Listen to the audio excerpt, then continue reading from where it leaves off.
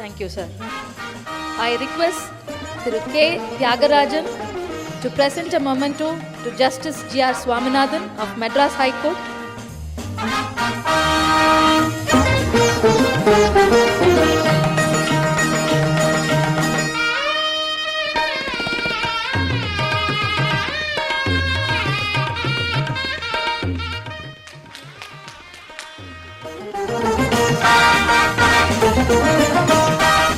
Thank you, sir. I invite Thiru N. Chandramohan to present a memento to Thiru Swaran Singh, retired IAS.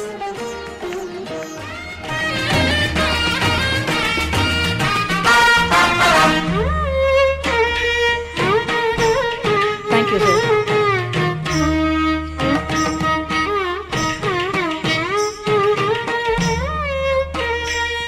Now I request all the organizing committee members to receive their mementos. I request founders to receive the mementos from the chief guest. Mr. C.T. Selvakumar, Thiru S. Pushpavanam, Secretary of CPC, Founder Trichy.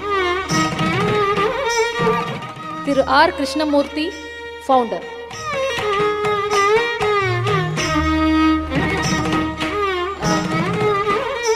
Srimati Meenakshi Sundaram, Founder.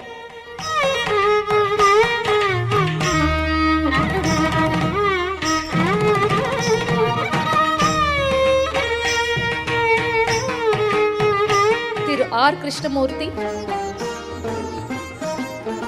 On behalf of R. Krishnamurthy, Mr. V. Chandrasekhar will receive.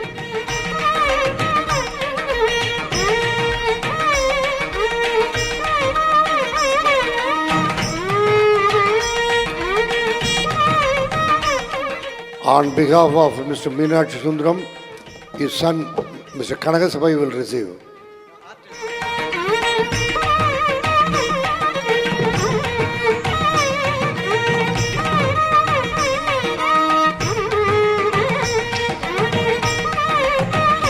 I request all EC members to come on to the stage to receive their mementos.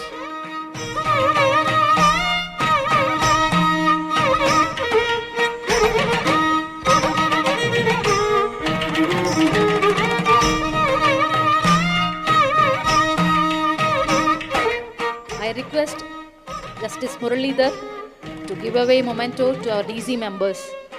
I invite Mr. C.T. Selvakumar, EC member.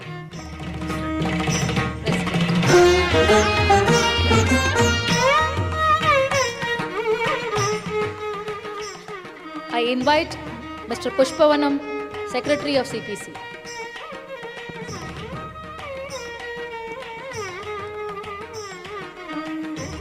Thiru M. Muhammad Ishaq to receive their memento. Mr. K. Chandrasekharan, EC member.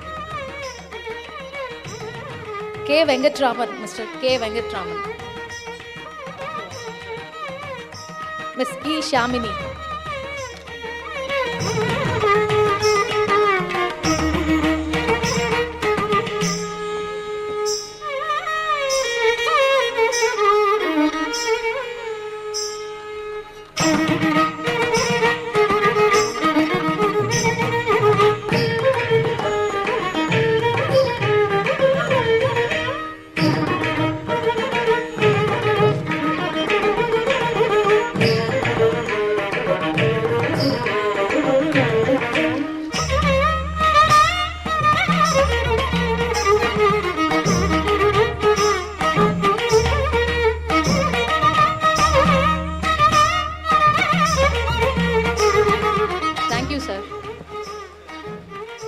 Now I request Thiru Swaran Singh, retired IAS, to give away the mementos to our members. Professor Raja Muthurlandi, N. Chandramohan, T. Tyagarajan, Mrs. Vrinda Ramanan, Mr. V. Rabindran, Mr. Balasubramanian,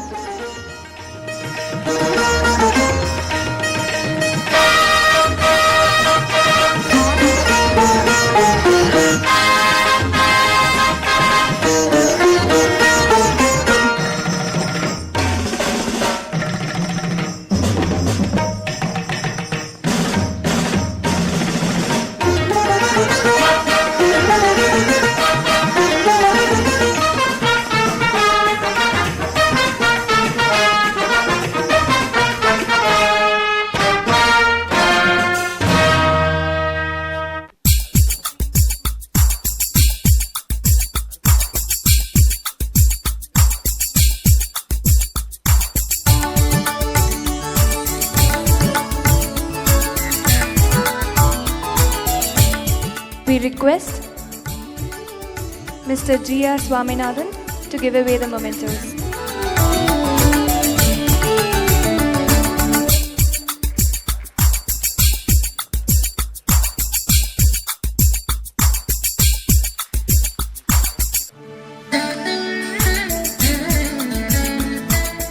Ms. Brinda Ramanan.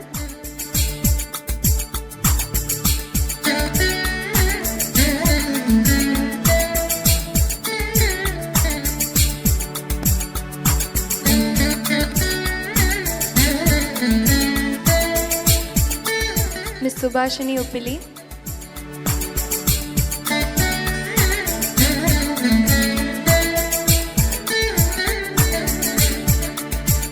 Mr. V. Chandrasekharan.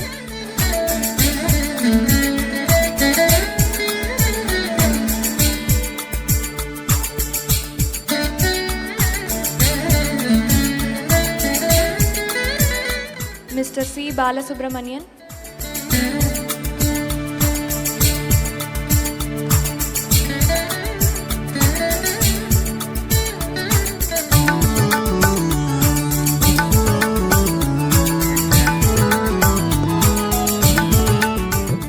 Mr. Rengachar.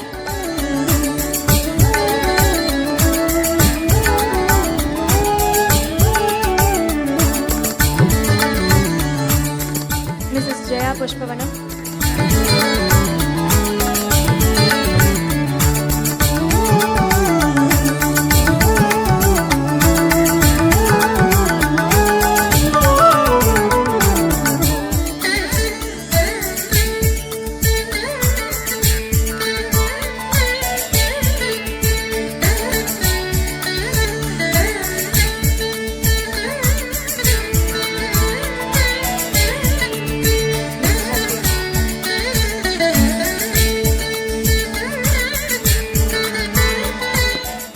I now thank the dignitaries and request them to be seated. The seminar where we start with, actually we are much ahead of our time, yes, which doesn't really happen always. I think it's Pushpavanam sir's, that's how he works. Everything ahead. So today we start with accountability in the judiciary. I request the S. Muralidharan, retired Chief Justice, Orissa High Court, to handle the session, sir. இனிய காலை வணக்கம் எல்லாருக்கும்.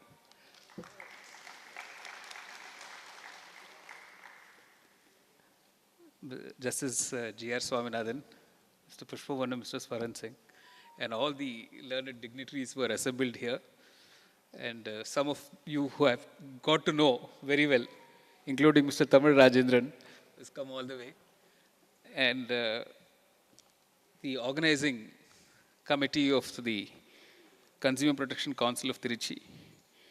It's a great pleasure to be amidst all of you and celebrating 5 decades of any organization is a moment for joy, for recollections, for introspection, and mainly to tell the next generation what efforts went into bringing the organization to this stage. And I'm so happy to see the younger generation has been nurtured by Mr. Pushpavanam, whom we've all known very dearly for more than 4 decades now. And he has been an inspiration for the next generation to step up. Yesterday, when I was recollecting with some of his friends who are in the audience here, the consumer movement in India owes a great deal to people like Mr. Pushpavanam, who held the torch of the consumer movement for over 4 decades untiringly. You see, they had very little support when they started. Today, people talk of grants. He was himself talking of CSR. These were not known concepts at all. With very little and with just the fire and passion of serving society, these people came forward. And I think the country owes to people like Mr. Pushpavanam and to the Central Consumer Protection Council of Trichy a lot. he has listed out some of the things that they successfully got changed to make the manufacturers, to make the government more accountable and answerable. But to my mind, I think one of the central contributions of the consumer movement, and definitely of the Consumer Protection Council of Trichy, is that it asked answers of those in power, of those in governance. And it is very apt that he's got sessions today organized on this topic of accountability and answerability. And of all organs of state and of all persons who are, serving, as well as businesses, whether it's small or big, I would think that the RTI movement is a child of the consumer protection movement. And much of what we see in terms of disclosures and vital information being put on public domain under the RTI Act is owed to what the consumer movement demanded from manufacturers and makers and suppliers of goods and providers of services. So much is owed when the history of the consumer movement is written, and I'm sure a chapter should be devoted to the work of the Consumer Protection Council of Trichy, and particularly the work of Mr. Pushpavanam. I think these linkages should certainly be made between the consumer movement and the RTI movement. Today we talk of the right to information as part of the freedom of speech and expression under Article 19 of the Constitution, 19(1)(a) of the Constitution of India. And I would think that the consumer movement has contributed in a very, very great way to fleshing out that right to information, the right to speech, the right to expression, because without adequate knowledge, you can't even put forth your arguments. On a lighter note, I think Mr. Pushpavanam, had he taken to law, would be really a very successful senior lawyer by now. And he has so successfully presented and argued cases, and difficult cases. My own senior used to tell me that, the mettle of a lawyer is tested in how well he does in a difficult case. And Mr. Pushpavanam has handled so many difficult cases all his life. And I think he's become a master at the art of persuasion. Having said that, I'll come to the topic on judicial accountability. This is a much discussed topic now, thanks to the coverage in the press that you have on the functioning of courts. If you turn any newspaper today, whether it's even the local newspaper, either in the first page or the second page, the news is on what a court has done. Definitely what the High Court has done, and even subordinate courts, the district courts are covered to a great deal in the newspapers today. They're covered in electronic media, print media, as well as social media. And today with live streaming of court proceedings, with the smartphones, lawyers present in court can tweet or use X, it's no longer called Twitter, and they give live feeds of what is happening in court. Somebody appearing before Justice Swaminathan, some young lawyer sitting behind and watching the proceedings, can give actually a live commentary by texting all that is happening in court. Today, judges are therefore very deeply aware that all that they do in court, say in court, sometimes even a casual comment made in court, can become the headlines for tomorrow. So, and people are watching now.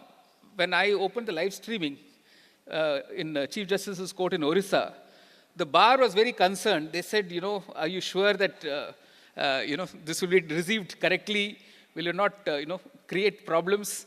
I said, whether it creates problems for me or not, clients will watch the lawyers performing in court or not performing in court. So today, actually, the client is able to ask the lawyer, I watched the proceedings, how come you did not put forth that point? How come when the other man was saying this, you did not reply to it? And earlier, the lawyers would send one line saying, court was busy today, matter not taken up. Now the lawyer can be seen asking for the adjournment.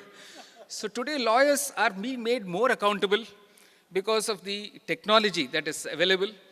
And equally, judges, the accountability of judges is becoming increasingly a topic for discussion because of what people are watching on their screens or on their smartphones, sitting all around the world. It is a very welcome move that the Supreme Court began its live streaming of Constitution bench hearings. You see, in many of these Constitution bench cases, issues which are of vital concern to the entire nation is being argued, whether it's the issue of reservations or even an issue of taxation or interpretation of a provision of the Constitution, like for instance, Article 370's repeal. These are kind of issues that everybody wants to, be familiar with. So today, somebody even sitting in the US or England or even Australia can watch the proceedings in the Supreme Court of India. So for the audience, I want to tell you the distinction between participating in a virtual hearing before a court and the live streaming of those proceedings. Let's say Mr. Tamil Rajendran has a case before Justice G.R. Swaminathan. Mr. Rajendran will be provided the link for his case, and he can then join his proceedings before Justice Swaminathan through that link. If he chooses to share that link with his client, the client can also watch. But this is not live streaming of the proceeding. Live streaming is all of you can watch Mr. Rajendran argue his case before Justice Swaminathan. So that is live streaming of the proceedings. So there is a clear distinction between virtual hearings that happen with the lawyers and the judges and the clients being present at the hearing, and live streaming, which means the entire public can watch. See, before Corona hit us, anybody could walk into a court. Of course, you had the restriction of passes and all that is there, the security protocols. But if you are in the Madurai High Court premises, even today, you can just step into Justice Swaminathan's court, sit in the visitors gallery and watch the proceedings. Now, if it goes virtual, that was not being made available. So only through live streaming, the court's functioning becomes open and transparent. So this is one facet of judicial accountability that has been facilitated through technology. But it also happens that persons are now watching, okay, the court functioning hour is 10:30 to 4:30. How come this judge has not sat till 11 o'clock? How come this judge has risen at 12:30 when lunch hour only is at 1 o'clock? How come that judges are not sitting till 4:30? Those questions are being asked. So judges have to be totally aware that whatever they do in court today can be watched and can be observed. Even before the live streaming happened, when we have the digital display boards, I don't know how many of you have been in court premises, you have digital display boards. Let's say your case is item number 27 before a court, and you're waiting outside the court. The display board will show which is the case that is going on. Let's say it is case 25, then you know that your case is going to be taken up two cases hence. But before even this could happen, the court masters have to key in the item number. So in Delhi High Court, we could actually see when the court master punches in item 1. Suppose he punches in item 1 at 10:45, then you know the judge has sat only at 10:45. Suppose he punches item 2 at 10:50, you know the judge listened to item number 1 for 5 minutes. So without the judges being aware, our computer section could tell us, sir, you heard item 18 only for 2 minutes. And the lawyer would have sent a letter to the client saying, after lengthy arguments, the court was not persuaded. So today, from technology, we can now see how many cases, how much time the judge spends on those cases. What is the amount spent of the public money in running the court, and therefore, what is the amount spent on every case by the court? And therefore, every adjournment, what does it cost the public exchequer? You can have these details now sitting wherever you are. You don't have to go and even file an RTI. Somebody diligently observing these things on the net can actually draw up a map of what is spent by the court and how much is devoted, therefore, to each case. And therefore, what is the cost of an adjournment? That can easily be found. But when we talk of accountability of judges, we are talking of a much deeper concept. I want to start with the oath that is administered to a judge, whether of the High Court or the Supreme Court. And this is given in the 3rd schedule to the Constitution. So when the judge is administered an oath, the judge says, I solemnly affirm or I swear in the name of God that I will bear true faith and allegiance to the Constitution of India. So first of all, the judge is accountable to the Constitution of India and to nothing else. You're accountable to your conscience. But first and foremost, you're accountable to the Constitution of India. And that is there in the oath that you take as a judge. Then, that I will uphold the sovereignty and integrity of India, that I will faithfully and conscientiously discharge the duties of my office and to the best of my ability, knowledge, and judgment. So the three things there with the oath itself talks of ability, knowledge, and judgment. And the judge does not make a promise that he will do it. He'll say to the best of my ability. So even the Constitution, when the framers drew up this oath, they knew that every individual can do only to the best of his ability. But what he or she is supposed to do to the best of his ability is bring the knowledge to the functioning as a judge and deliver impartial justice. So the expectation that the Constitution has of a judge, and therefore the people of the country have of the judge, is impartial functioning. Impartial means really being non-biased. Now you are appearing before a court.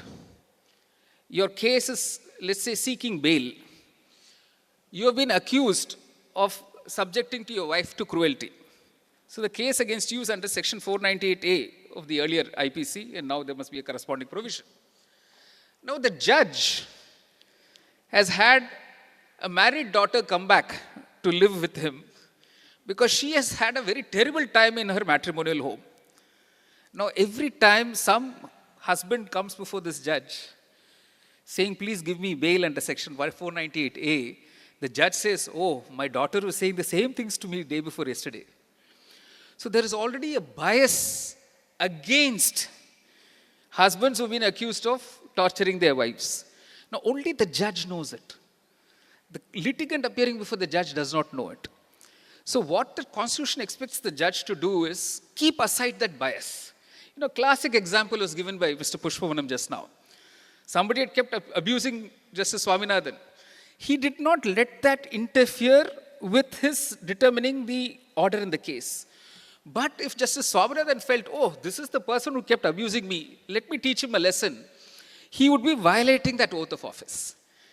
So in every case, it is only the judge who knows whether the judge can be dispassionate in a case. So this is where the disclosure becomes very important. So there is an unwritten rule of disclosure.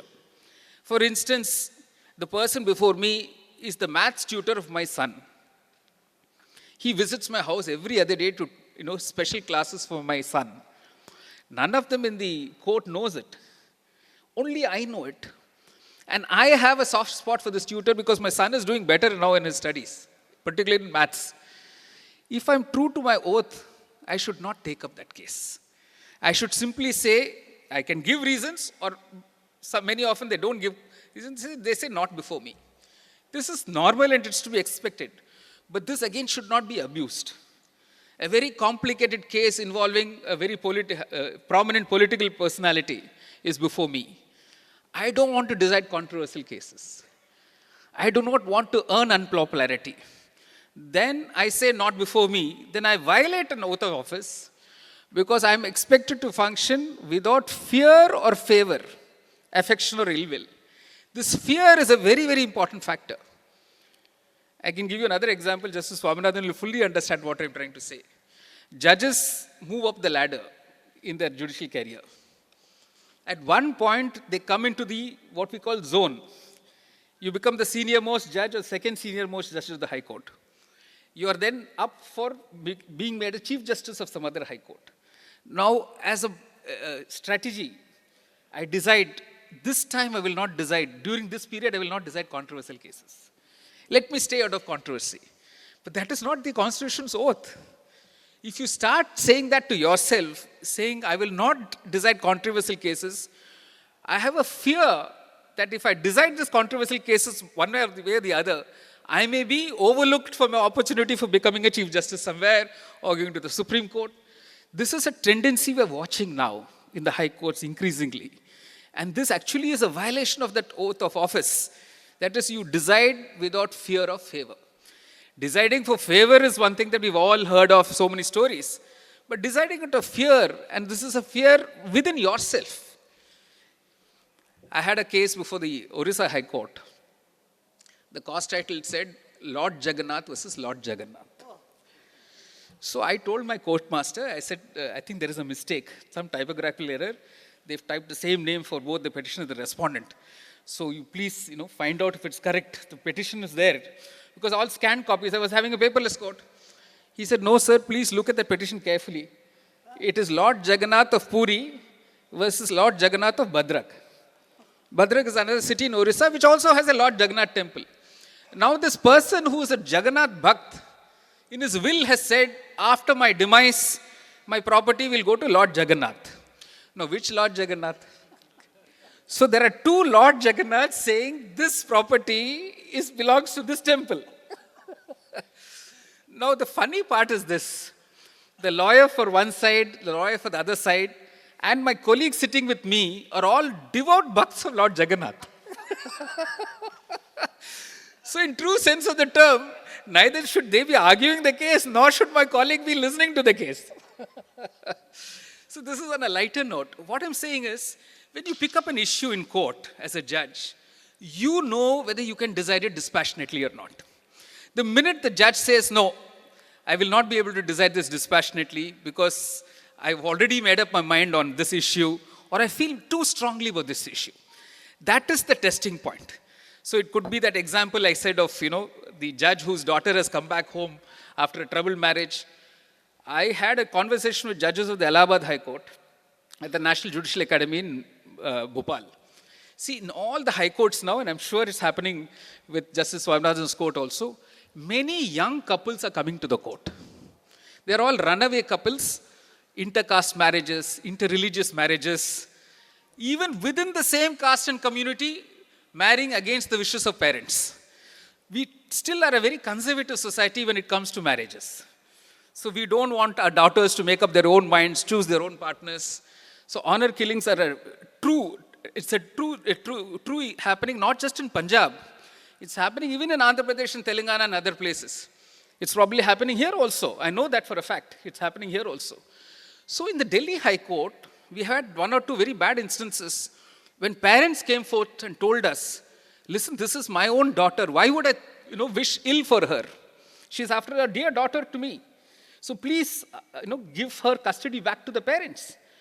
So once the High Court said, yes, parents could not wish ill for their own child, when the custody was given, the third day the child was taken to Bihar and was killed. So then Delhi judges, as a matter of practice, err on the side of caution. We first give them the police protection. We put, of course, notice to the parents. When I was exchanging this, what is happening in Delhi High Court with my counterpart in Allahabad, the judge said, no. The first question I will ask myself is, what if this is my daughter? So this is the point. The minute you're not able to decide dispassionately, you should not take up a case. So that is what the Constitution expects of you. So this is basic minimum rule of accountability, that you are expected to function in an impartial way. And it is you who has to make the disclosure saying, sorry, I can't decide this in an impartial way. Let some other judge decide it.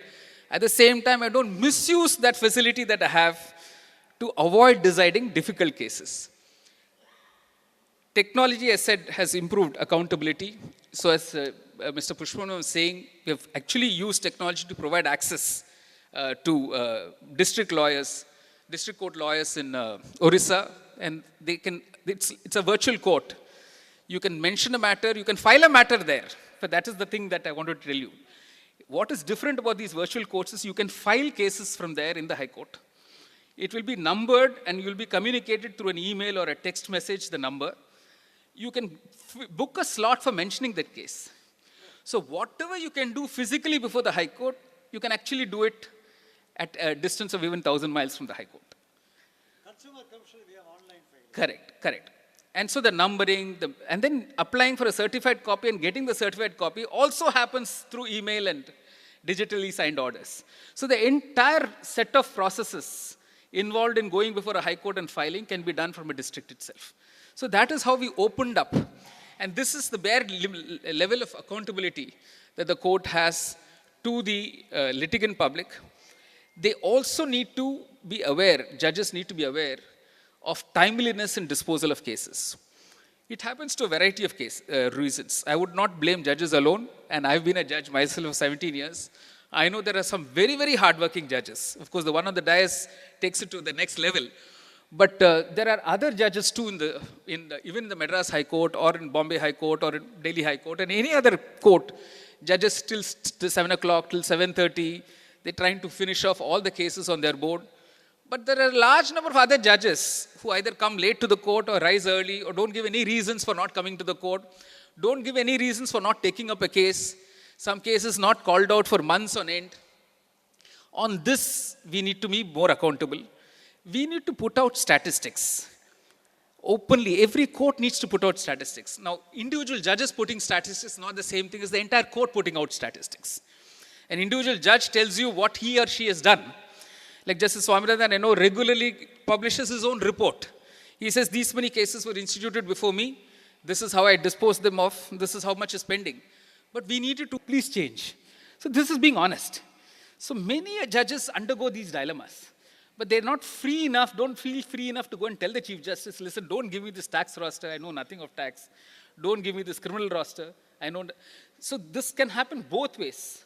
No exposure to criminal law, then you can't grant bail in any case. No exposure to civil law, you can't grant injunction in any case. A top-notch criminal lawyer was put on the arbitration roster. No interim orders, no injunctions, nothing. So it became again a problem in the Delhi High Court. So this is part of the accountability system which litigants are not aware of. They see all judges as the same. They say all judges of equal competence and capability. I'm talking of this oath to the best of my ability, knowledge, and judgment. The ability is the ability to function properly as a judge, impartially as judge. Knowledge is knowledge in that domain, in that particular branch of law, where you should be able to deliver dispassionately justice. So, if we read the oath administered to judges, and judges themselves read that oath very carefully, they will understand what judicial accountability really is. I hope I have helped you understand it. Thank you very much. Thank you. Good morning to one and all. நான் புஷ்பவன் சாருக்கு நான் ரொம்ப நன்றி தெரிவிக்கணும். இந்த டயஸில் 3 iconic persons, an iconic consumer activist, an iconic IAS officer, and an iconic judge, Justice Muralidhar. 3 பேரோட உட்காந்துருக்கு எனக்கு ஒரு பாக்கியமாக நினைக்கிறேன். அந்த வாய்ப்பு கொடுத்ததுக்காக நான் உங்களுக்கு நன்றி தெரிவிக்கிறேன். ஒன்று. ரெண்டாவது, அந்த 50th anniversaryங்கிறது ஒரு சந்தோஷமான ஒரு விஷயம். அந்த செலிப்ரேஷன்ஸை ஒரு அர்த்தபூர்வமாக ஆக்கியிருக்காங்க by organising these discussion sessions. அதுக்காக நான் வாழ்த்து தெரிவிக்கிறேன். மொத்தம் ஒரு 10 பாயிண்ட் நோட் பண்ணி வந்திருக்கேன். இன்ஃபேக்ட் ஜஸ்டிஸ் முரளிதர் சொன்னது தானே திரும்பவும் நான் சொல்ல போகிறேன். நான் ஒன்று புதுசாக எதுவும் சொல்ல போகிறது கிடையாது. ஆனால் இன் மை ஓன் வே ஒரு குட்டி கதையோடு ஆரம்பிக்கிறேன். நஹுஷா அப்படின்னு ஒரு மன்னன் ஒருத்தன் இருந்தானா.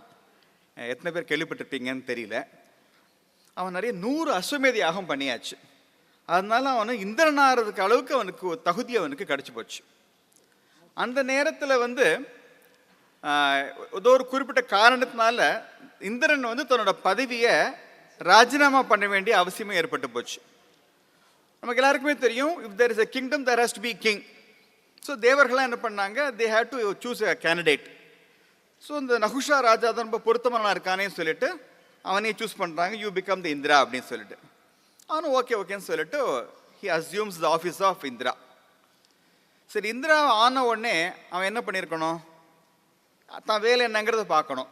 ஆனால் அவன் அதெல்லாம் யோசிக்கல. இந்திராணி எங்கன்னு கேட்டான். இந்திராணி ஒரிஜினல் இந்திராவோட ஒய்ஃபு, சரியா? ஆனால் இவனுக்கு நான் இந்திரன் ஆகிட்டேன்னா அப்புறம் இந்திரனுக்கு கூடியது எல்லாமே எனக்கும் தானே சொந்தம். ஸோ இந்திராணி எனக்கு வேணும் அப்படின்னு ரொம்ப அடம்பிடிக்க ஆரம்பிச்சிட்டான். எல்லாருக்கும் என்ன பண்ணுறதுனே தெரியல. But he is the all powerful Indira now. So அவரோட ஆசையர் விஷனை இட் கனாட் பி இக்னோர்டு. இந்திராணிகிட்ட போய் அம்மா ஒரு வழியே கிடையாதுங்கிறாங்க. இந்திராணி ஒரிஜினல் ஹஸ்பண்ட்டை போய் கம்ப்ளைண்ட் பண்ணுற, அவனும் அம்மா நான் இப்போ ஐம் ஹெல்ப்லெஸ்ன்றான் அவனே.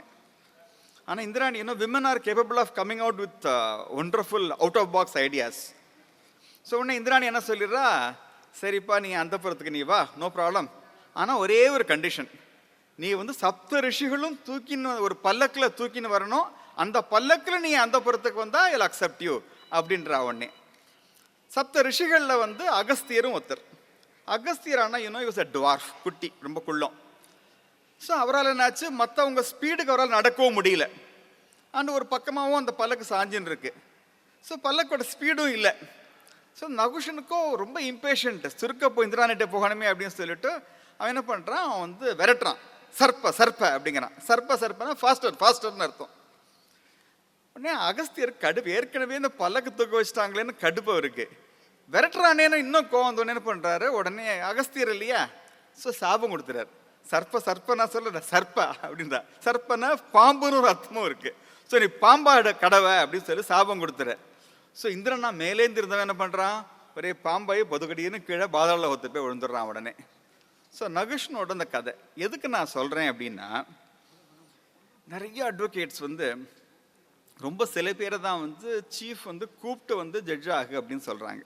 பட் நிறைய பேர் they aspire to become a judge, they lobby for it, they campaign for it எல்லாம் நடக்கும், அதான் உண்மை. ஆனால் ஒன்ஸ் எல்லாம் இவ்வளோ தூரம் ஆன உடனே ஜட்ஜ் ஆன உடனே அவங்க என்ன பண்ணுறாங்க, நகுஷன் வந்து இந்திராணி எங்கே அப்படின்னு கேட்ட மாதிரி இவங்க எல்லாருக்குமே மைண்ட், அஃப்கோர்ஸ் ஜட்ஜஸ் நகுஷனோட கம்பேர் பண்ணலை, ஆனால் எல்லாருக்குமே என்ன ஆச்சுன்னா அந்த பதவியை ஒட்டி இருக்கக்கூடிய அந்த பாம்ப், ஷோ, ஸ்டேட்டஸ், ஃபெசிலிட்டிஸ், பெர்குசிட்ஸ் இருக்கு இல்லையா, அது மேலே தான் வந்து எல்லாருக்கும் வந்து கண்ணு போயிடுறது. ரொம்ப அன்ஃபார்ச்சுனேட்டான ஒரு விஷயம். நான் வந்து இப்போதைக்கு ஆரம்பத்தில் ஒரு விஷயம் தெளிவுபடுத்துகிறேன். ஜுடிஷியல் அக்கௌண்டபிலிட்டினா நான் பேச போகிறது அக்கௌண்டபிலிட்டி ஆஃப் ஹைகோர்ட் ஜட்ஜ், அதை பற்றி மட்டும்தான் நான் இப்போ நான் பேச போகிறேன். அதை தாண்டி என் டாபிக் நான் கொண்டு போகிறது இல்லை. நான் மெட்ராஸோ முதல்ல எங்கே இருக்கேன்னா, நான் டிஸ்ட்ரிக்ட்டுக்கு நான் போகிறேன்னா, அந்த ஊருக்கு போன உடனே எனக்கு முன்னாடி எஸ்கார்ட் கார் வந்துருச்சா, முதல் விஷயம். பிஎஸ்ஓ இருக்கிறாரா, அட்டண்டன்ஸில் இருக்காரா, அந்த லோக்கல் ஜுடிஷியல் ஆஃபீஸர் ஸ்டேஷனுக்கு வந்து என்ன ரிசீவ் பண்ணுறாரா, இந்த மாதிரி எப்படி நகுஷா இந்திராணி எங்கன்னு கேட்ட மாதிரி இதெல்லாம் மற்ற விஷயங்கள் எங்கே இருக்கோ அதில் தான் நம்ம கவனம் போகிறதே தவிர ஜுடிஷியல் ரெஸ்பான்சிபிலிட்டி டியூட்டிஸ் மேலே வந்து அவ்வளவா வந்து கவனம் இல்லை. அப்படிங்கிறதுனால தான் இந்த consumer protection council Trichy judicial அக்கௌண்டபிலிட்டியை பற்றி இந்த டாபிக் ஒப்பிச்சது வந்து ரொம்ப ரொம்ப பொருத்தமாக நான் நினைக்கிறேன். சரி, இப்போ நான் ஸ்ட்ரெயிட்டுவே நான் பாயிண்ட்டுக்கு வந்துடும். ஒரு சின்ன ஒரு சொந்த அனுபவத்திலே தான் நான் சொல்கிறேன் எல்லாத்தையுமே. ஒரு கிட்டத்தட்ட ஒரு 1998 நினைக்கிறேன், சிவப்பா அப்படின்னு ஒரு ஜட்ஜ் இருந்தார் ஹைகோர்ட்டில். கர்நாடகாவில் அட்வொகேட் ஜெனரலாக இருந்தவர். அங்கே வந்து ஜட்ஜ் ஆன உடனே மெட்ராஸ்க்கு ட்ரான்ஸ்ஃபர் பண்ணுறாங்க. ஒரு நாளைக்கு வந்து ஒரு 11:30 மணிக்கு வந்தார் அவர் கோர்ட்டுக்கு. நான் அப்போ வந்து he was holding writ jurisdiction. Full கூட்டம் இருக்குது கோர்ட்டில். 11:30 மணிக்கு நான் எப்போ வருவாருன்னு தெரியாது இல்லையா, இப்போ இருக்கிற மாதிரி அப்போல்லாம் அந்த டிஸ்பிளே போர்டெலாம் கிடையாது அந்த காலத்துலாம். எல்லோரும் வெயிட் பண்ணிகிட்டே இருந்தோம். 11:30 உட்காந்து ஹி கம்ஸ் அண்ட் சிட்ஸ். உட்காந்த உடனே என்ன பண்ணுறாங்க, அப்போ வி பிரகாஷ்னு ஒரு, இப்போ is a designated senior lawyer. அவர் கொஞ்சம் துடுக்கான ஒரு அட்வொகேட் தான். அவர் யாரையும் எதெல்லாம் யோசிக்கலாம் மாட்டார், போல்ட் அடித்து பேசுவார். அவர் வந்து உட்காந்து அடுத்த நிமிஷமே அவர் சொன்னார், lordships could have ask the PA to put up on the notice board about your late sitting, you not have wasted our time அப்படின்னு மூஞ்சிக்கு நேரம் பளிச்சுன்னு பலார்னு சொன்னார். அப்படியே ஏன் நீங்கள் நோட்டீஸ் போர்டில் போடலன்னு. அவ்வளோதான் சிவப்பாக்கு, அவ்வளோதான் மூக்குக்கு மேலே வந்து கோவம். உடனே அவர் சொன்னார், அடித்து சொன்னார் அவர், நான் வந்து ஒன்றும் ஃபேக்ட்ரியில் ஒரு லேபரர் கிடையாது, சைரன் கேட்ட உடனே ஃபேக்ட்ரிக்குள்ளே போகிறதுக்கு. கோர்ட்டு பில் அடிக்கிறது you law is for you to assemble, not for me அப்படின்னே சொன்னார். அப்படி சொன்னதோட மட்டும் நிற்கலை, அன்றைக்கி வந்து அத்தனை கேஸையும் அவர் டிஸ்கஸ் பண்ணார் அன்றைக்கி. அப்புறம் மத்தியானம் 2:30 மணிக்கு மறுபடியும் உட்காந்தோடனே கொஞ்சம் மூடு கொஞ்சம் சரியாயிடுச்சு. உடனே மார்னிங் டிஸ்கஸ் பண்ணலாம், ரீகால்லாம் பண்ணார் உடனே. இப்போதைக்கு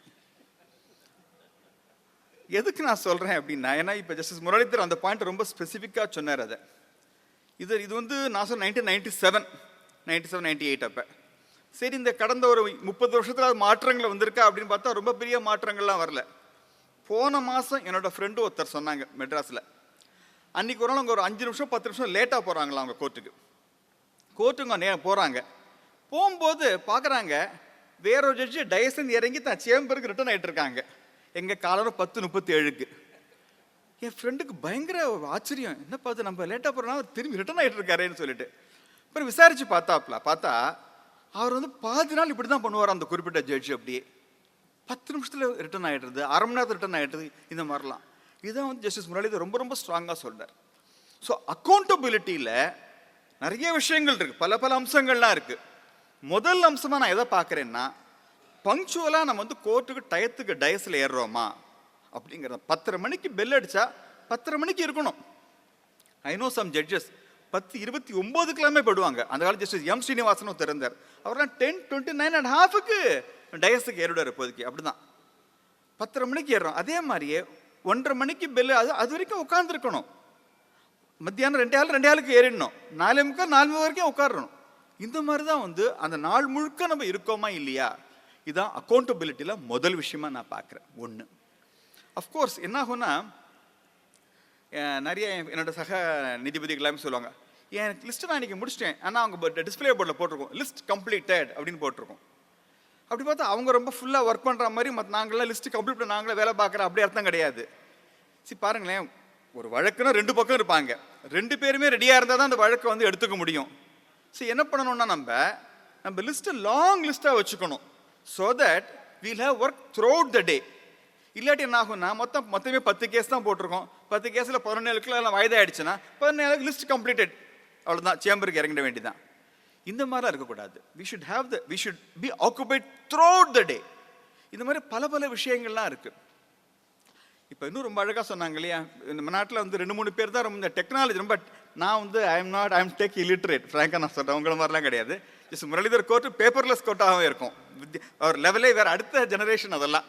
சரியா, அவ்வளோலாம் நான் யோசிக்க விரும்பலை. பட் ஆனால் இந்த டெக்னாலஜி இருக்கிறதுனால எப்போ ஜட்ஜு உட்கார்றாங்க, எப்போ இறங்குறாங்க அப்படிங்கிற விவரங்களை we'll be able to capture now. In fact நான் என்ன சொல்வேன்னா, டயஸில் போகிறோமா பயோமெட்ரிக் அட்டெண்டன்ஸ் வைக்கிறாங்க இல்லையா மற்றவங்களாம், அதே மாதிரி ஜட்ஜுக்கு வைக்கணும்னு நான் சொல்லுவேன். இப்போதைக்கு எப்போ மேலே ப்ரெஸ் பண்ணணும், இறங்கும் போது ப்ரெஸ் பண்ணணும், அப்போ தான் கேப்சர் ஆகும் ரொம்ப ஈஸியாக, அந்த மாதிரி வைக்கணும். அதான் வந்து உண்மையான அக்கௌண்டபிலிட்டி அப்படிங்கிறது என்னோட ஒரு கருத்தாக இருக்கும். அது ஒன்று. That is one aspect. அது வந்து ஒர்க் ஆஸ்பெக்டை பொறுத்த மட்டும். இன்னொன்று சொன்னாங்க, இப்போதைக்கு ஜட்ஜ்மெண்ட்டை வந்து கேட்கணும், கேட்டுட்டு டெலிவர் பண்ணணும் குறிப்பிட்ட ரீசனபிள் டயத்துக்குள்ளார. அது மட்டும் இல்லை, ஆர்டர் காப்பியை நம்ம வந்து இஷ்யூ பண்ணணும், அந்த மாதிரி விஷயங்கள்லாம் இருக்கு சொன்னாங்க. நீங்கள் எல்லாருமே ஒரு ஜட்ஜு ஒரு சைட்டேஷன் ஒன்று சொல்கிறேன், குறிச்சுங்க. நீங்கள் Anil Rai versus state of Bihar, ANIL, Anil Rai RAI versus state of Bihar, 2001 supreme court judgment. சும்மா கூகுளில் பார்த்தாலே தெரியும். Every consumer activist must read this judgment நான் சொல்லேன் இப்போதைக்கு. ஏன் அப்படின்னா, அந்த இதெல்லாம் 3 மாதத்துக்குள்ளார ஜட்ஜ்மெண்ட்லாம் நம்ம சொல்லணும்லாம் இருக்குது. அந்த ஒரு கேஸை 1 வருஷம் கழிச்சு தான் சொல்லியிருக்காங்க போல இருக்குது. ரொம்ப கடுமை. KT தாமஸ்ங்கிற ஜட்ஜுன்னு சேத்திங்கிற ஒரு ஜட்ஜு ரொம்ப கடுமையான வார்த்தைகளில் உயர்நீதிமன்ற நீதிபதியோட நடவடிக்கைகளால் விமர்சிச்சிருக்கிறாங்க. இவ்வளோ மோசமாக இருக்க நிலைமை அப்படி வருத்தப்பட்டிருக்காங்க. ஆனால் பாருங்க, 2001 சொன்ன ஜட்ஜ்மெண்ட்டு 2025 நம்ம இருக்கோம். 24 வருஷங்களில் பெருசாக மாற்றங்கள் ஏற்பட்டிருக்கான்னு கேட்டிங்கன்னா உண்மை என்னென்னா ஏற்படவில்லைங்கிறது தான் அன்ஃபார்ச்சுனேட் ட்ரூத் அண்ட் ரியாலிட்டி. இது இல்லை. இன்ஃபேக்ட் இந்த ஜட்ஜ்மெண்ட் வந்ததுனால ஒரு 3 மாதத்துக்கு ஒரு வாட்டி, 6 மாதத்துக்கு ஒரு வாட்டி CJட்டேருந்து எங்களோட PAக்கு ஒரு லெட்டர் வரும். இந்த மாதிரி எத்தனை ஜட்ஜ்மெண்ட் ரிசர்வ் ஆகிருக்கு, எத்தனை கொடுக்கல அப்படிங்கிற கேள்வி வரும். அந்த லெட்டரை பார்த்த உடனே நமக்கு வந்து பகீர்னு ஆகும். இப்போ நான் ரொம்ப ஃப்ராங்காக என்ன சொல்கிறேன், நான் வந்து ரொம்ப பர்ஃபெக்ட் சத்தியமாக சொல்ல மாட்டேன். நான் நிறைய வேலையை எடுத்து போட்டுப்பேன். அந்த நிறைய என்னால் 5 வேலை தான் செய்ய முடியும்னா நான் வந்து 10 வேலையை எடுத்து போட்டுப்பேன். அதனால 8 வேலையை நான் ஒழுங்காக அப்படின்னா 2 வேலை நான் கொஞ்சம் விட்டுடுவேன். I will very frankly confess. நான் மூடி மறைக்க விரும்பலை. ஆனால் இருந்தால் கூட 2 மேட்ரு நான் வந்து ரிசர்வ்டு அப்படின்னா நான் வந்து சீஃபுக்கு நான் லெட்டர் போட்டுருவேன், என்னோடதுக்கு PA விட்டு ரிசர்வாக இருக்குன்னு சொல்லிட்டு. ஆனால் நிறையா நீதிபதிகள் என்ன பண்ணுவாங்கன்னா, டி பார்ட் ஹர்ட்னு ஒரு விஷயம் இருக்குது. அதை கேட்டிருப்பாங்க, நான் தான் ஜட்ஜ்மெண்ட் சொல்லணும், அப்புறம் எங்கிட்ட ரிலீஸ் பண்ணி விட்டுறது பேர், அதான் ஜட்ஜ்மெண்ட்டே சொல்லாமல் டி பார்ட் ஹர்ட். அந்த சீஃப்டேருந்து லெட்டர் வந்த உடனே சில ஜட்ஜஸ் என்ன பண்ணுவாங்கன்னா டி பார்ட் ஹர்ட் பண்ணி விட்டுருவாங்க. ஸோ சீஃபுக்கு போகிற லெட்டர் என்ன இருக்கும், நில் பெண்டன்சின்னு இருக்கும். இப்போதைக்கு என்னமோ பெர்ஃபெக்டாக வேலை பார்க்குற மாதிரி. இதெல்லாம் வந்து ஒரு சீட்டிங் தான் நான் சொல்லுவேன் இதெல்லாமே. சரியா? ஸோ நம்ம என்ன பண்ணணும், இப்போ இந்த மாதிரி சூழ்நிலை நம்ம என்ன பண்ணணும்னா, எங்கே நம்மளோட ரோல் வருதுங்கிற நான் சொல்கிறேன். இப்போ ரீசெண்டாக உபேந்திர பக்ஷி அப்படின்னு ஒரு பெரிய ஸ்காலர், அவரோட கான்வர்சேஷன்ஸ் புக் ஒன்று ரீசெண்ட் ரொம்ப போன வாரமாக நம்ம தான் வந்திருக்கு. அந்த புக் இப்போ தான் வாங்கினேன். சும்மா பெரட்டி பார்த்துட்டு இருந்தேன் அந்த புக்கில் ஜுடிஷியல் அக்கௌண்டபிலிட்டி அப்படின்னு ஒரு சின்ன 2 பக்கம் சாப்டர் இருந்தது. முதல்ல அதை வாசித்து பார்த்தேன். அதில் அவர் என்ன சொல்கிறார் அப்படின்னா, யூகேல லா குவார்ட்டர்லி ரெவ்யூ, LQR, லா குவார்ட்டர்லி ரெவ்யூ அப்படின்னு ஒரு புக்கு வருதான். அந்த புக்கை வந்த உடனே அந்த லா லார்ட்ஸுக்கெல்லாம் ட்ரெம்பிள்ங்கிற வார்த்தை யூஸ் பண்ண பயப்படுவாங்க, நடுங்குவாங்களாம்.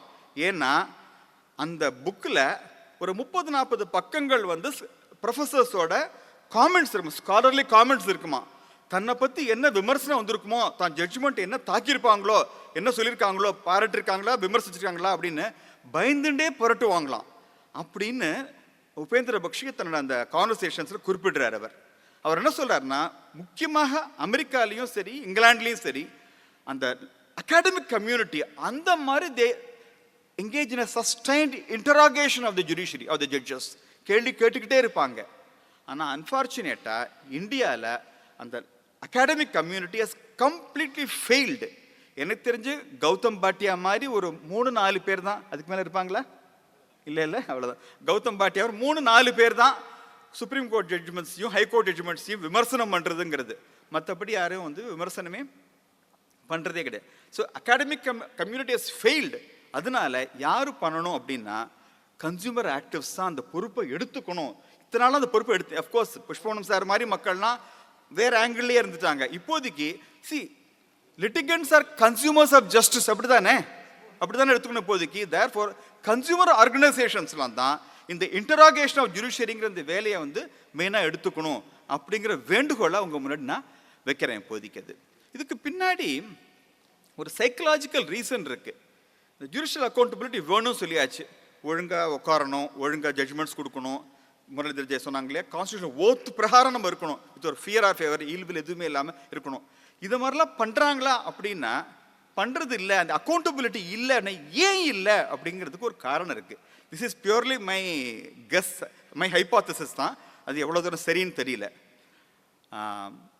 நிறைய ஜட்ஜஸ், நான் I would even go to extent of saying 95% of the judges அவள்லாம் என்ன நினச்சிட்டு இருக்கா அப்படின்னா, தான் பண்ணுற வேலை ஏதோ டிவைன் ஜாப்னு நினச்சிட்டு இருக்காங்க. Everybody things. போன வாரம் நான் என் ஃப்ரெண்டு, அது பேர் சொல்ல விரும்பல, 2 பேரும் குஜராத்லேருந்து ஒன்றா வரோம் ஒரு மீட்டிங் முடிச்சுட்டு. அவர் வந்து ரொம்ப ஸ்ட்ராங்காக சொல்கிறார், சாமி நம்ம பண்ணுறது ஒரு டிவைன் ஃபங்க்ஷன் சாமின்னு. நான் சொன்னேன் அப்படிலாம் உண்டு, we are doing a professional job அப்படின்னு. இட்ஸ் எ ஜாப், அது வேலையை ஒழுங்காக பண்ணணுங்கிறது தான் பாயிண்ட்டு. ஆனால் ஜட்ஜஸ்லாம் தான் பண்ணுறதுலாம் ஒரு பெரிய ஒரு டிவைன் ஃபங்க்ஷன் அப்படின்னு நினச்சிட்டு இருக்காங்க. இன்ஃபேக்ட் எனக்கு ஒரு அனெக்டோட் ஞாபகம் வருது. ஜஸ்டிஸ் சந்துரு வந்து இது நிஜமாக நடந்தது தான், காரிடரில் நடந்து வர்றாரு இங்கேருந்து. 8th ஆப்பில் வந்து பேரோடய சொல்கிறேன் தப்பில், ஜஸ்டிஸ் சொக்கலிங்கம் அவர் வந்து இந்த பக்கமாக வர்றாரு. 2 பேரும் பேசிக்கிறாங்க. அதுக்கு முதல் நாள் தான் ரொம்ப அழகான ஒரு தீர்ப்பு ஜஸ்டிஸ் சந்துரு கொடுத்துருக்கிறார். உடனே முரளிதர் சொல்கிறாரு, ஜஸ்டிஸ் சொக்கலிங்கம் சொல்கிறாரு, சந்துரு நேற்று கொடுத்த தீர்ப்பு அது நீ எழுதலை, அவன் எழுதினான் அப்படின்னு ரொம்ப எமோஷனலாக சொல்கிறார். உடனே சந்துரு சிரிச்சுட்டே கேட்டாரா, சரி என் ஜட்ஜ்மெண்ட்டை நாளைக்கு டிவிஷன் பெஞ்சை ரிவர்ஸ் பண்ணிட்டாங்க, அதை எவன் எழுதுவான் அப்படின்னு கேட்டாரான். உடனே நீ வில்லங்கம் ஐயா உங்கள்கிட்ட எவன் பேசுவோம் அப்படின்ட்டு போயிட்டாரான். உடனே எதுக்கு நான் இந்த கதை இந்த அனெக்டோட்டை சொல்கிறேன்னா, நிறையா ஜட்ஜஸ்க்கு வந்து தான் பண்ணுறது என்னமோ கடவுள் தான் நம்ம கருவியாக பயன்படுத்தி அவர் நம்ம மூலம் இயங்குகிறார் அப்படிலாம் நினப்பு இருக்குது. அந்த நினப்பு நமக்கு இருந்துச்சு, நம்ம ஏதோ டிவைன் வேலை பண்ணுறோம்னு நினச்சிட்டு இருந்தோம்னா how will you feel accountable? You won't feel accountable. இது ஒரு காரணம். ரெண்டாவது, நம்ம இந்த பாராஃபெர்னலியா இருக்கு இல்லையா, இப்போ கூட பாருங்கள், என்னோட நம்ம கூட வந்தோன்னா ஒரு பிஎஸ்ஓ ஒருத்தர் வருவார். ஜட்ஜுக்கு எதுக்குங்க பிஎஸ்ஓ எனக்கு புரியவே இல்லை. It's sheer waste of human resource and அந்த இது அண்ட் எங்கே போனாலும் அந்த பந்தா அந்த இது எல்லாமே. இன்ஃபேக்ட் இந்த ஜோக்கு நான் வந்து இது உண்மையான்னு தெரியல, ஆனால் நடந்திருக்கும் நான் நம்புகிறேன். எங்கே போனாலும் நம்மளை வந்து அந்த லோக்கல் ஜுடிஷியல் ஆஃபீஸ் நம்மளை வந்து நம்ம சந்தோஷம் வச்சுக்கணுங்கிறதுக்குன்னே இப்படி இருந்துட்டு இருப்பாங்க அவங்க. இது ஒரு பாராஃபெர்னல் இருந்துகிட்டே இருக்கும். இன்ஃபேக்ட் இது வந்து ஒரு ஜட்ஜு வந்து ஒரு ஊருக்கு போகிறாராம். போனோடனே அந்த ஊருக்கு கோயிலுக்கு போகிறாரு. போனோடனே அவருக்கு திடீர் ஒரு ஆசை வந்துருச்சு அவருக்கு. நான் அடுத்த வாட்டி ஒரு மாதத்தில் நான் வருவேன் இங்கே நான் வந்தேன்னா இந்த கோயில் யானை வந்து எனக்கு மாலை போடுற மாதிரி ஏற்பாடு பண்ணணுன்ட்டார் மேஜிஸ்ட்ரேட்டை. ஹைகோர்ட் ஜட்ஜு சொன்னால் அது வந்து தலையாய கடமையாச்சு, மேஜிஸ்ட்ரேட் பண்ணி ஆகணுமே, அது மேண்டேட் ஆச்சு. ஆனால் என்ன பண்ணுறது ஒன்றும் தெரில. ஸோ அந்த யானை பகன்ட்ட போயிட்டு, ஏன்பா நான் வந்து அடுத்த மாதம் எங்கள் ஐயா லாட்சிப் வருவாங்க, அக்கா நீ மாலை போட வைக்கணும் அப்படிங்கிற. உடனே சரிங்க, அப்போ அந்த யானைக்கு வேணால் ட்ரைனிங் கொடுத்துருவோமே அப்படின்னு சொல்கிறான் அவனே. ஸோ டெய்லி அந்த மேஜிஸ்ட்ரேட் வந்து போயிட்டு ஒரு மாலை வாங்கி கொடுப்பாரு. அந்த யானை வந்து அந்த மேஜிஸ்ட்ரேட்டுக்கு மாலை போடும். இப்படியே நான் யானை ட்ரெயினாக எடுத்து 1 மாதத்தில் அப்படியே 1 மாதம் கழிச்சு கரெக்டாக அந்த ஜட்ஜை தான் குடும்பத்தோட இதோட வரார், படையோட வரார். இறங்குறது. இறங்கின உடனே அந்த யானை கையில் மாலையே கொடுக்குறாங்க. யானை மாலை யார் தலையில் போடுறது? மேஜிஸ்ட்ரேட்டை போட்டுறது. உடனே அந்த மேஜிஸ்ட்ரேட்டுக்கு மெமோ கொடுத்ததாகவும் நாங்கள் கேள்விப்பட்டிருக்கோம் ஒரு கதை. நாங்கள் அது யானைக்குள்ள மெமோ கொடுத்துருக்கணும், மேஜிஸ்ட்ரேட்டுக்கு கொடுத்துட்டாங்க. உடனே எதுக்கு சொல்கிறேன்னா எகெயின் இந்த ஒரு பேராஃபினேலியா. சரி, நான் கேட்குறேன், ஒர்க் எத்திக்ஸ்லாம் பற்றி பேசணும். I know at least 2 judges. நிறைய பேர் இருந்திருக்கலாம், 2 பேர் உறுதியாக தெரியும், பர்சனலாக தெரியும். துட்டு வாங்குவாங்க. I am talking about high court judges. கோர்ட்டில் இருக்கிற சாதாரண ஒரு லாயர் குமாஸ்தா கூட அந்த ஜட்ஜஸை ஃபிக்ஸ் பண்ண முடியும். அஃப்கோர்ஸ் இந்த 2 பேருமே ரிட்டையர் ஆகிட்டாங்க இப்போதைக்கு, அது ஒரு பக்கம்.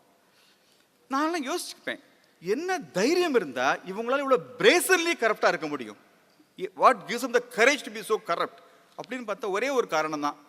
ஒரு கரப்ட் பொலிட்டீஷியன், ஒரு corrupt bureaucrat can be raided by the income tax department, by the enforcement directorate, by the vigilance. ஆனால் ஒரு ஹைகோர்ட் ஜட்ஜு ஆகுது இவருக்கு ரெய்டோ பண்ணியிருக்காங்களா பாருங்கோ, கிடையவே கிடையாது, முடியாது. ஸோ ஆனால் இந்த மாதிரி இந்த இம்யூனிட்டியும் வந்து இருக்க வேண்டிய அவசியமும் கிடையாதுன்னு நான் சொல்லுவேன் இப்போதைக்கு அது. ஸோ இந்த 3 விஷயங்கள், அந்த டிவைன் ஃபங்க்ஷன், இந்த பேராஃபெர்னேலியா, இந்த ப்ரொடெக்ஷன், இதெல்லாமே ரெடியூஸ் பண்ணாலே அக்கௌண்டபிலிட்டி வரும். ஆனால் இந்த மாற்றங்கள்லாம் ஒருத்தர் ரொம்ப ரொம்ப நாளாகும். அது வரைக்கும் நம்ம காத்திருக்க முடியுமான்னு பார்த்தா முடியாது. அதனால இப்போ நம்ம செய்யக்கூடியது என்னன்னா, I come back to first point again, consumer protection ஆர்கனைசேஷன்ஸ்லாம் என்ன பண்ணோம், they must take it up on a very sustained basis. Justice Muralidhar ரொம்ப அழகாக சொன்னாங்க இல்லையா. இன்ஃபேக்ட் நான் வந்து எவ்ரி ஒரு 2 இயர்ஸ்க்கு ஒரு வாட்டி நான் என்ன செஞ்சுருக்கிறேன் அப்படிங்கிறத 2 பக்கமே சொல்லுவேன். ஃபேக்டோட உள்ளது எது செஞ்சுருக்கேன், எது செய்ய தவறிட்டேன், நான் பண்ண தப்பு முத கொண்டு நான் எல்லாமே ஒப்புத்துக்கிடுவேன். இன்ஃபேக்ட் தப்புன்னு உடனே ஒரு விஷயம் நான் சொல்கிறேன், ஓப்பனாக நான் ஒப்புத்துக்கிறேன். This happened about 2 years ago. ஒரு செகண்ட் அப்பீல் நான் பொதுவாக ஓப்பன் கோரி டிடெக்ஷன் பண்ணி முடிச்சிருவேன். இப்போ தான் கடந்த 3 மாதம் தான் கிரிமினல் ரோஸ்ட் வந்ததுக்கப்புறம் முடியறதில்லை. முன்னாடிலாம் வந்து ஓப்பன் கோர்ட் சொல்லிடுவேன். ஒரு ஸ்டெனோகிராஃபர் வந்து கண்ணா பின்னா சொதப்பலாக வந்து டிக்டேட் பண்ணி இது இருந்தாங்க. கரெக்ஷன் வரும்போது எனக்கு என்னன்னே தெரியவே இல்லை, அப்படியே ஸ்டக் ஆகி போயிடுச்சு. அதுக்கப்புறமா வந்து கிட்டத்தட்ட ஒரு 2 வருஷத்துக்கு மேலே ஆகிடுது அந்த ஜட்ஜ்மெண்ட் நான் கரெக்ட் பண்ணுறதுக்குள்ளரே. கரெக்ட் பண்ணும்போது இன்னொரு ஜட்ஜ்மெண்ட் இன்கார்பரேட் பண்ணேன். அந்த ஜட்ஜ்மெண்ட் எதுன்னா, நான் ஒரிஜினலாக கூட ஜட்ஜ்மெண்ட் சப்சிக்வெண்ட்டாக அந்த சுப்ரீம் கோர்ட் ஜட்ஜ்மெண்ட்டு. அது இன்னொரு லாயர் எனக்கு பாயிண்ட் பண்ணும்போது எனக்கு பகீர்னாச்சு, ஐயோ இந்த மாதிரி சொதப்பிட்டோமே அப்படின்னு சொல்லிட்டு. இது மாதிரி தவறுகள் இல்லாமல் நடக்கும். அதனால் இண்டிவிஜுவலாக போட்டுருவோம். முரளிதர் சொன்ன மாதிரியே கன்சியூமர் ப்ரொடெக்ஷன் ஆர்கனைசேஷன்ஸ்லாம் should constantly subject the judiciary, its functioning, to scrutiny and audit. Performance ரிப்போர்ட்டை இந்த ஜட்ஜியோட பண்ணலைன்னா ஓப்பனாக பேசணும். இந்த விமர்சனங்கள் தொடர்ந்து ரொம்ப கான்ஸ்டண்ட்டாக சஸ்டெயின்டாக இருந்துச்சு அப்படின்னா நிச்சயமாக ஓவர் தி இயர்ஸ் இந்த ஜுடிஷியல் அக்கௌண்டபிலிட்டி அப்படிங்கிறது ஒரு ரியாலிட்டி ஆகிடும் அப்படிங்கிறத நான் முழுமையாக நம்புகிறேன். Thank you so much for giving me this opportunity. Thank you, sir. Your speech was such an eye-opener. Thank you, sir. 2 பேரும் நம்ம ஃப்யூச்சரில் என்ன பண்ணணுங்கிறதுக்கு நிறையா கருத்துக்கள் சொல்லியிருக்காங்க. ஒரு inside view of high court, chief justice ஜட்ஜ்லாம் என்ன நடக்குது முரளி சொன்னார். திரு சுவாமிநாதன் வந்து they play god like doctors. அது நமக்குள்ளேயே நம்ம அந்த எண்ணத்தை வளர்த்துட்டோம். ஃப்ராங்காக சொல்லப்போனால் ஜஸ்டிஸ் முரளிதரோட நான் கடந்த பேசுகிறதே இல்லை ஃபோனில். அவர் சீஃப் ஜஸ்டிஸ், அவர் ஜட்ஜு, நம்ம பேசலாமா அது கூட ப்ராப்பராக இல்லையா. சுவாமிநாதன் எனக்கு நேஷனல் காலேஜில் பார்த்தபோது சொன்னார், நான் தான் உங்களை இன்வைட் பண்ணேன் அந்த செமினாருக்கு, நான் தான் அப்போ ஓட்டர் தேங்க்ஸ் கொடுத்தேன் எல்லாம் சொன்னார். இருந்தாலும் அவரோட பேசுகிறதுக்கு எனக்கு ஒரு பயம். அவர் ஜட்ஜு, ஃபோன் பண்ணலாமா, அவர் வீட்டுக்கு வாங்கன்னு சொல்லியிருக்காரு என்ன. இருந்தாலும் அவர் ஃபோன், அது மாதிரி பயம் இருக்குது நம்மள்கிட்ட. அதெல்லாம் நீக்கி we must bring judiciary to அக்கௌண்டபிலிட்டின்னு நமக்கு கிளியர் கைடன்ஸ் கொடுத்துருக்கார். We must accept it and take it forward with all your cooperation. Yes please. Now questions are. Over to the audience now, the question answer session. Mr. Shankar of Nagargoil. He is a District Consumer Dispute Redressal Commission member, Tuticorin.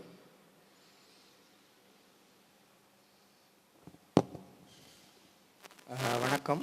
Pronounce to senior judges. நான் வந்து தூத்துக்குடியிலேருந்து வந்திருக்கிறேன். என்னோட பேர் சங்கர். நான் வந்து ஒரு 7 வருஷமாக district consumer commission மெம்பராக பணியாற்றிட்டுருக்கேன். இப்போ தூத்துக்குடியில் பணி செஞ்சிட்ருக்கேன். ஐயா 2 பேருமே வந்து மிக சிறப்பாக எங்களை நடத்தியிருக்கீங்க. அதுவும் குறிப்பாக அந்த ஸ்க்ரூட்னி அண்ட் ஆடிட்டை பற்றிலாம் பேசியிருக்கீங்க. ஐயாவுக்கு தெரியும், தமிழ்நாட்டில் வந்து நிறைய கன்சியூமர் கமிஷன்ஸில் வந்து பிரசிடென்ட்ஸ் இல்லை, மெம்பர்ஸ் இல்லை. நீங்களே அந்த வழக்கு நீங்கள் நடத்திட்டு இருந்தீங்க. இப்போ சுப்ரீம் கோர்ட்டில் பெண்டிங் இருக்குது. மதுரை பெஞ்சு வந்து ஃபுல்லாகவே டீஃபங்க்ட் ஆகிட்டு இருக்கு. ஏன்னா அங்கே மெம்பரும் இல்லை, அவங்க சேர்மனும் இல்லைங்கிறதுனால. இந்த மாதிரியான சூழ்நிலைகளில் வந்து ஏறக்குறைய ஒரு 11 கமிஷனுக்கு மேலே வந்து மெம்பர் இல்லாமல் இருக்கிறாங்க. இப்போ அந்த உங்களுக்கு தெரியும், அந்த கெசட் ஆஃப் இந்தியா வந்து 348 வந்து 2020 என்ன சொல்லுதுன்னா 6 மாதத்துக்கு முன்னாடியே வந்து அந்த வேலையை ஆரம்பிக்கணும் அப்படின்னு சொல்கிறாங்க. ஆனால் இப்போ சுப்ரீம் கோர்ட்டில் வந்து அந்த கேஸ் பெண்டிங் இருக்கிறதுனால அதை காமிச்சிட்டு வந்து எல்லாமே பெண்டிங் இருக்குது. வேற அதர் ஸ்டேட்ஸில் ஐயாவுடைய கவனத்துக்கு கொண்டு வர்றேன். அதர் ஸ்டேட்ஸில் சுப்ரீம் கோர்ட் தீர்வு கிடைக்கல. அதனால் உங்களோட கவனத்துக்கு கொண்டு வரோம். ரொம்ப நல்ல விஷயம் சொல்லியிருக்கீங்க. அதுமாதிரி ஐயாவுடைய முரளிதர் சாருடைய கவனத்துக்கு கொண்டு வரோம். கன்சியூமர் கமிஷன்ஸ் வந்து நிறைய அட்வான்ஸ் ஆகிருக்கு. நாங்கள் வீடியோ கான்ஃபரன்சிங்கில் நாங்கள் கேஸ் ஹேண்டில் பண்ணுறோம். அதேமாதிரி வந்து தக்கத்தில்னு சொல்லிட்டு ஒரு ஆன்லைன் மூலமாக மக்கள் வந்து இப்போ கம்ப்ளைண்ட்டை ப்ளேஸ் பண்ணுறாங்க.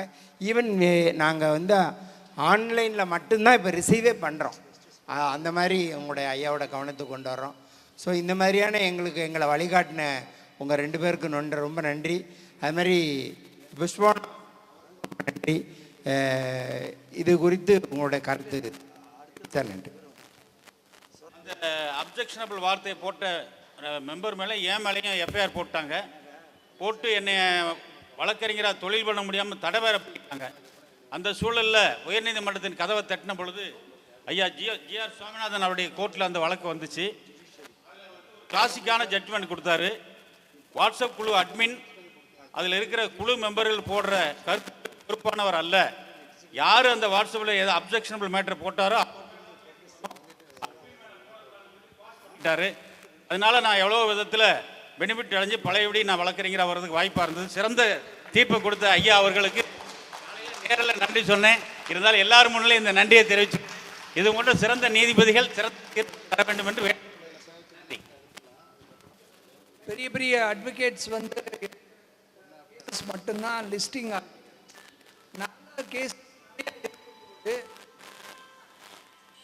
நிறைய கேஸ் நல்ல கேஸ் இருக்கும்போது அதெல்லாம் லிஸ்டிங்கே ஆகிறதில்ல.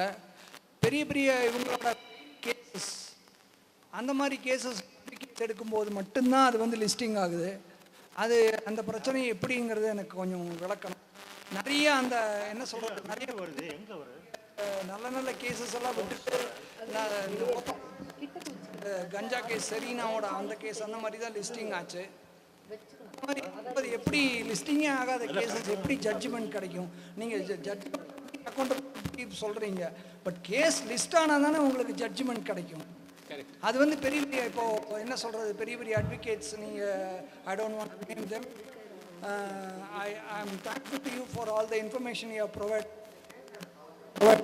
I am really thank Mr. Pushpavanam for providing me this opportunity. And இந்த மாதிரி இருக்கும்போது எப்படி இண்டிவிஜுவலுக்கு கிடைக்கும்? Forums. It's across the board. For tribunalization, Mark Galanter ஒரு ப்ரொஃபஸர் இருந்தார் விஸ்கான்சனில். He understood the system. He calls it as the highways and the bylanes. Judiciary is the main, formal judiciary is the highway. அது clog ஆகிடுறது உங்களுக்கு. So அது டிராஃபிக்கை ease பண்ணுறதுக்காக you create bylane, bypass, அந்த மாதிரிலாம். So tribunals are the bylanes. பைலேன்லேயும் it's no filled up, it's all clogged up. And the other problem with the tribunals is there's no security of tenure. ஒரு ட்ரைபுனலோட membership is only for 4 years. Once the tribunal member realizes that the 4-year period is coming to an end, he will not decide dispassionately, because some secretary in some department has to approve his extension. So this was argued extensively in the Supreme Court. Unfortunately, governments have not stopped creating more and more tribunals. Having created tribunals, they're not willing to fill them up. So they're virtually frustrating the functioning of tribunals, and that is why the courts have to again step in. The courts have made it very clear that we don't want tribunals of this sort, but the government doesn't seem to bother. So at the central level itself, more and more tribunals are being created. The GST appellate tribunal has been created. See, the GST law was declared on 1st July 2017, midnight session of Parliament.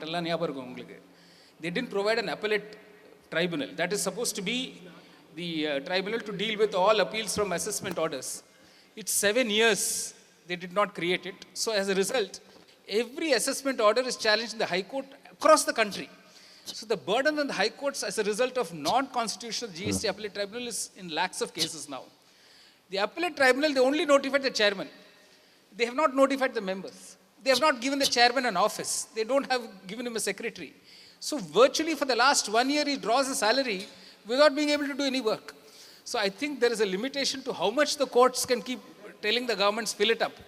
So we have a strange situation. Retirement age in the National Consumer Redressal Commission, there is an outer limit of retirement age.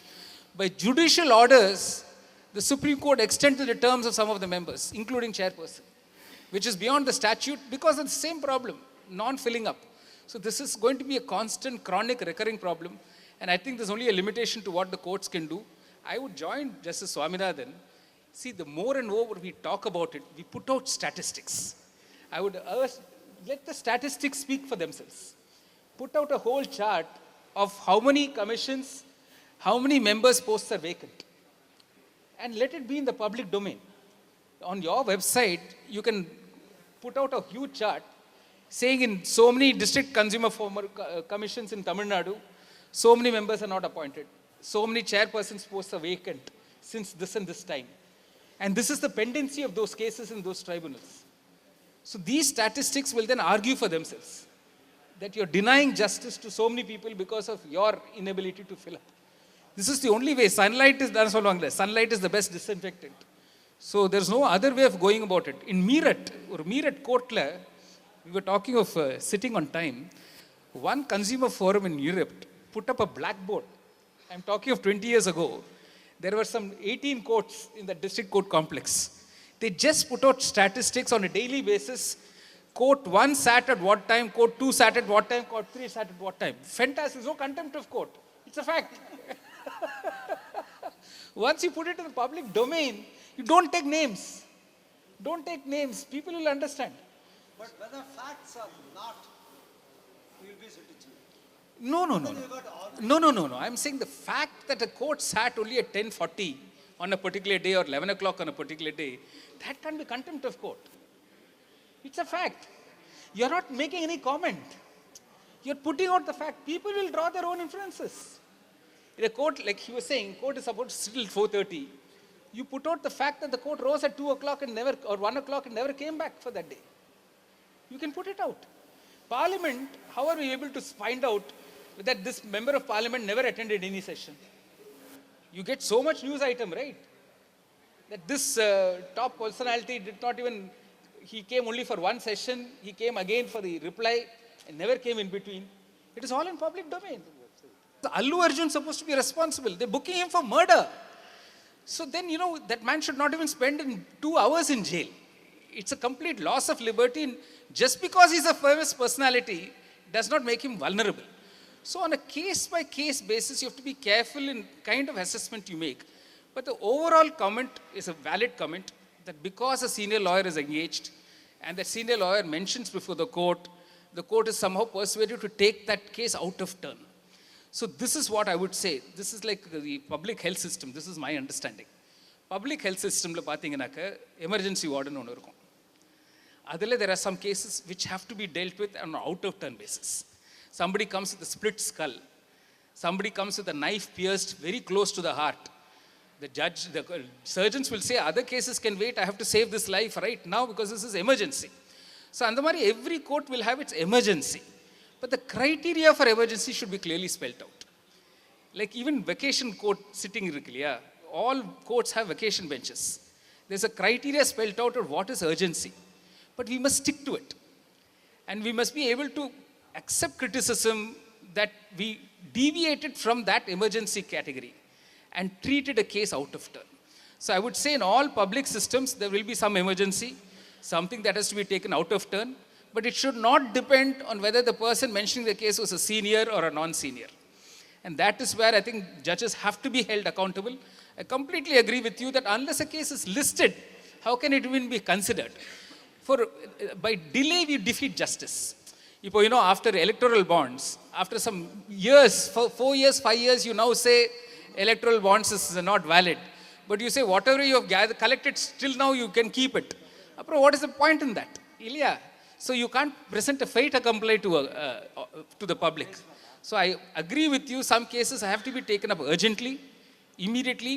There are so many such categories of cases which had to be taken up urgently, which were not taken up urgently, and some which need not have been taken up urgently, but were taken up out of turn.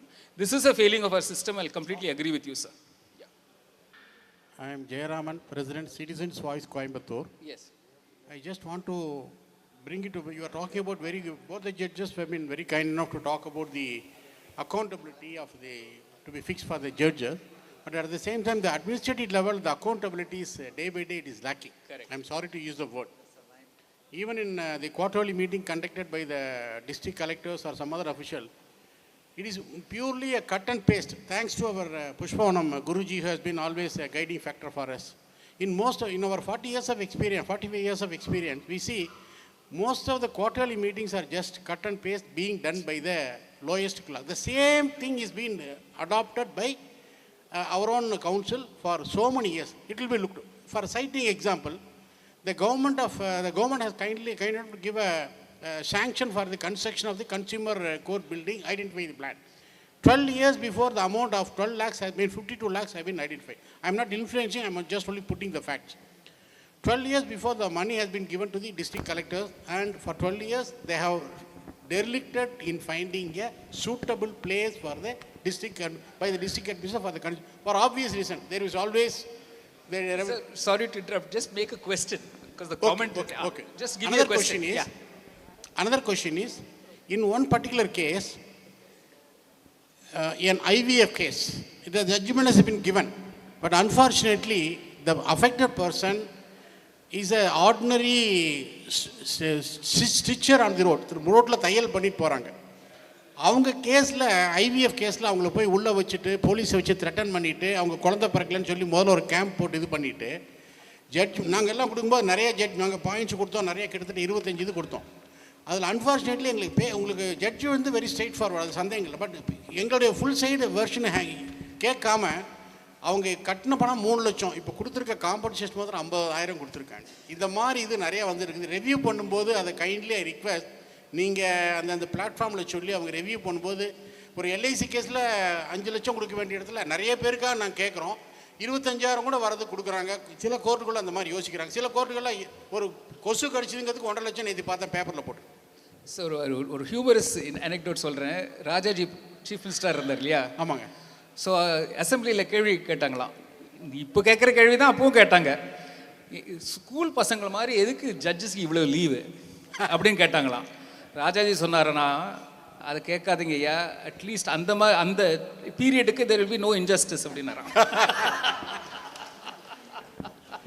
So இது புஷ்பனம் போன்ற senior consumer activist உங்களை மாதிரி judges மிலாட்னு சொல்கிறது நீங்கள் கூடாதுன்னு இருக்கீங்க.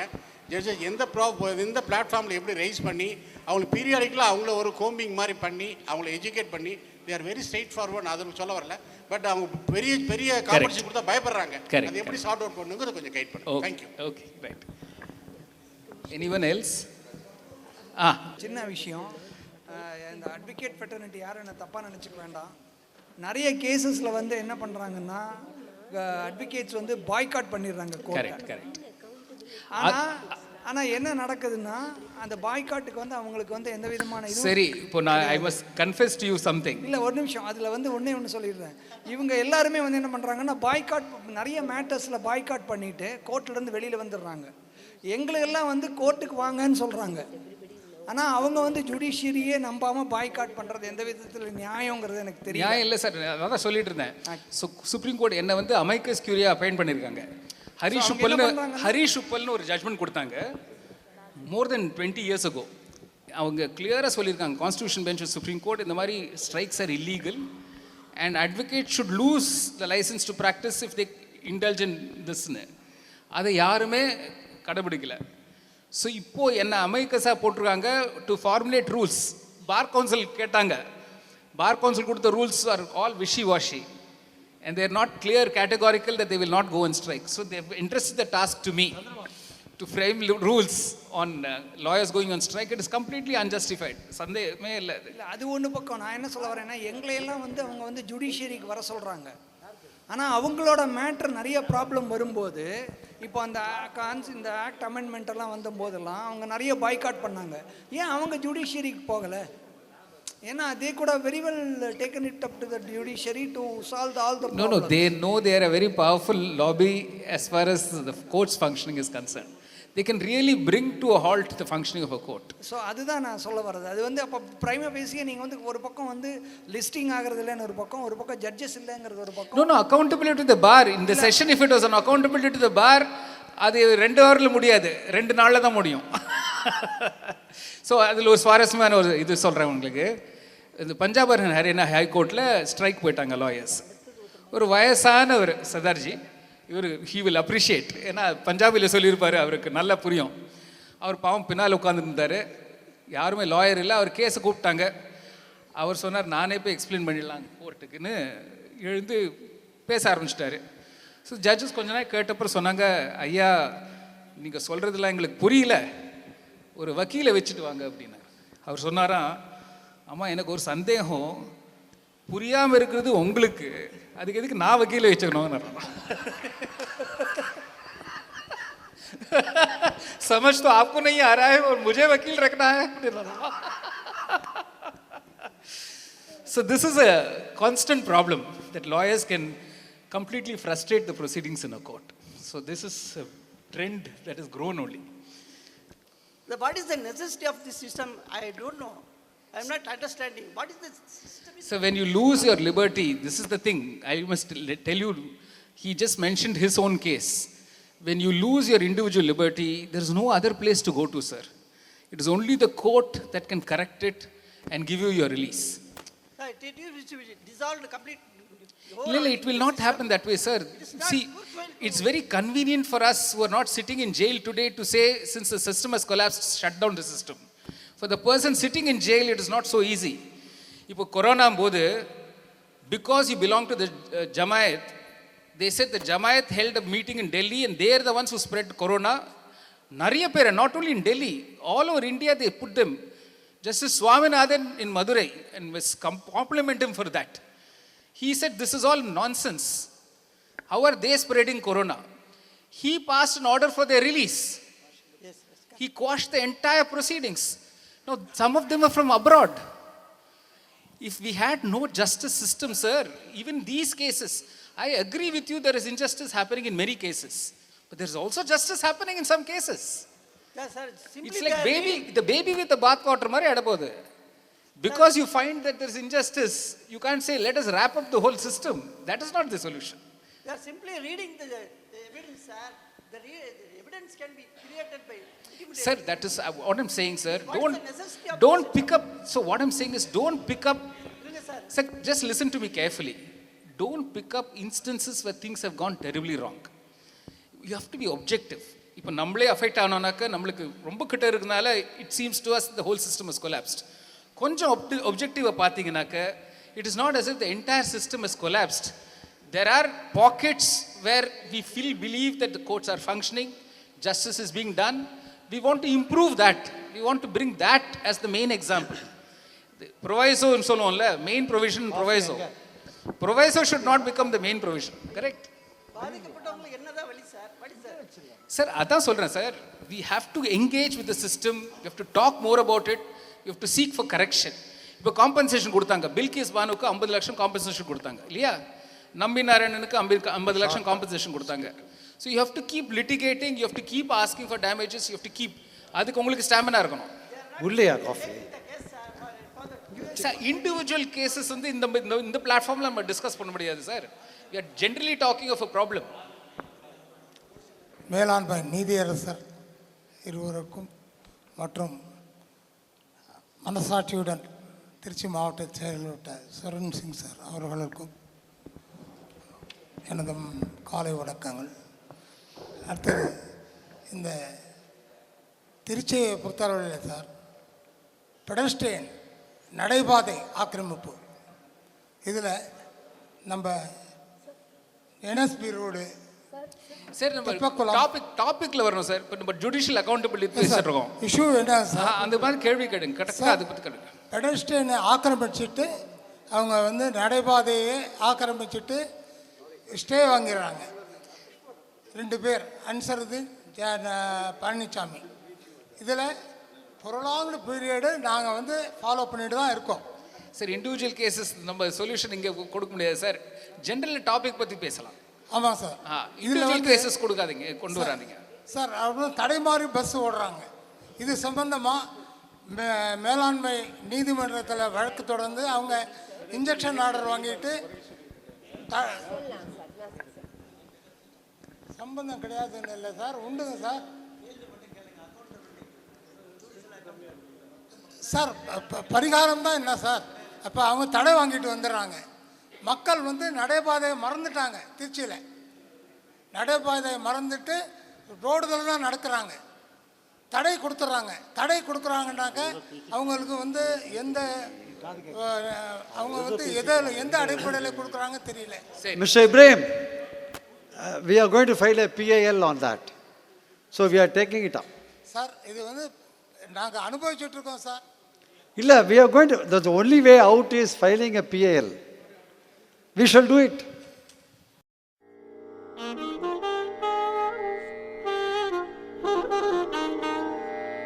Thank you.